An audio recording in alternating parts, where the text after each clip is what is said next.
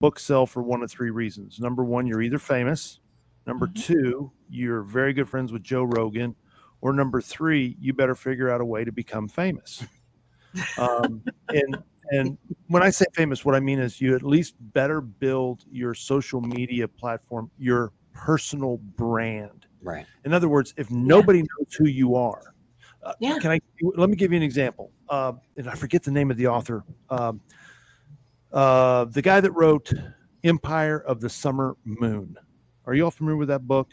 Ended up being a bestseller, but I mean, huge, multi-million. In fact, so this author wrote this book. He never expected it to do anything. He was an academic, but he loves history. It's a nonfiction, actually. And he wrote the book, and he's right. Nobody ordered it. Nobody bought it. But one of his students bought it, read it. Well, that student happened to be very, very close friends with Joe Rogan. And he called Joe and he said, Joe, I know you're the kingmaker. You get hundreds of books mailed to you every day. You can't read 1,000th of 1% of the books that get you. But Joe, I know you. You will love this book. Well, several weeks later, Joe picked the book up, couldn't put it down. A couple weeks after that, he had the author on. He talked about the guy's book on his show. And then 2 or 3 weeks later, he had the author on his show for a 3-hour podcast. Well, what do you think happened to the sales of Empire of the Summer Moon?